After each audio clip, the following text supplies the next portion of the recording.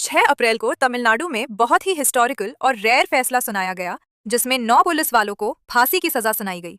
Court ने इसे rarest of the rare case कहा और ये फैसला सानाकुलम कस्टोडियल डेथ केस के बारे में था। और पुलिस वालों को ये आदेश दिया गया कि जो मृतक हैं उनके परिवार को 1 करोड़ 40 लाख रुपए का मुआवजा देना है, और अगर ये नहीं करते हैं तो उनकी प्रॉपर्टी को बेचकर भी ये मुआवजा दिया जाएगा। तो मैंने सोचा कि इतना बड़ा फैसला कोर्ट ने कैसे सुनाया, क्योंकि हमारे सिस्टम में ज्यादातर पुलिस वाले कोई भी अपराध करके बच जाते हैं। तो थोड़ा रिसर्च करने पर पता चला कि ये जो केस है वो तमिलनाडु के सानाकुलम का केस है। कोविड के टाइम की बात है, जून 2020। उस समय गाइडलाइंस थी कि आप एक सर्टेन टाइम के बाद अपनी दुकानें खोल के नहीं रख सकते हो। तो जयराज 59 ओल्ड और उनका बेटा बेनिक्स 31 ओल्ड, उनकी मोबाइल शॉप थी और उन्होंने तय समय से ज्यादा टाइम तक अपनी मोबाइल शॉप खोल के रखी थी। पुलिस वाले वहां जाते हैं, जयराज को यानी पिता हैं उनको लेकर जाते हैं अपने थाने। बेनिक्स भी वहां पहुंच जाता है। फिर इन दोनों बाप बेटे के कपड़े उतारकर पूरी रात उन्हें 3rd डिग्री टॉर्च दिया जाता है। मतलब ये 10 के 10 पुलिस वाले डंडे से उन्हें इतना पीटते हैं कि पूरा थाना खूना खून हो जाता है। टेबल डंडे हर जगह, सिर्फ खून ही खून। ये दोनों अपनी जान की दुआ मांग रहे थे, माफी मांग रहे थे कि छोड़ दो, पर इन पुलिस वालों को उनके ऊपर दया नहीं आई। इनके परिवार वालों का कहना है कि उस रात इन्हें इतना पीटा गया कि इनको बार बार कपड़े बदलने पड़ रहे थे। खून इतना बह रहा था, कपड़े खराब हो जा रहे थे। 7 बार इन्होंने लुंगी बदली और इतना इनका खून बहा कि इनके लंग्स और इंटरनल ऑर्गन्स ने काम करना भी बंद कर दिया था।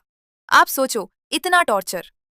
इसके बाद 20 जून को सुबह को जब इन बाप बेटे को कोर्ट ले जाया गया तो जुडिशियल मैजिस्ट्रेट ने सोशल डिस्टेंसिंग की वजह से इन्हें देखा तक नहीं और इन्हें जेल भेज दिया। जबकि इनकी जो हालत थी वो हॉस्पिटल में एडमिट होने के लायक थी। वो चल भी नहीं पा रहे थे। उन्हें देखा नहीं गया, इनके साथ क्या हुआ ये कुछ पूछा नहीं गया और इन्हें जेल भेज दिया गया। फिर वहां जब इनकी तबीयत बिगड़ने लगी तो इन्हें हॉस्पिटल लेकर जाया गया और वहां डॉक्टर ने भी 60 गांठ के चक्कर में इन्हें फिट बोल दिया। ये नहीं बोला कि इनकी हालत इतनी ज्यादा खराब है।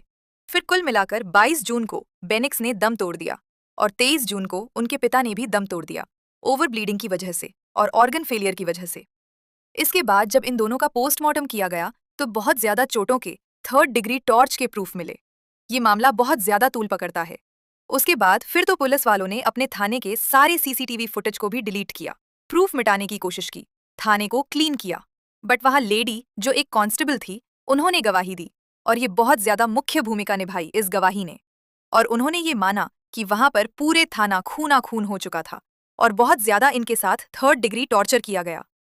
उस समय ये मामला इतना ज्यादा बढ़ गया था कि मद्रास हाईकोर्ट ने खुद इसका संज्ञान लिया।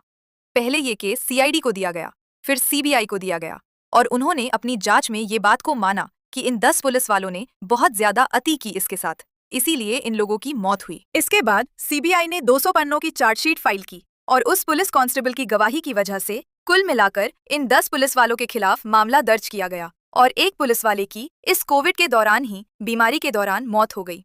तो अभी इन 9 पुलिस वालों को फांसी की सजा सुनाई गई।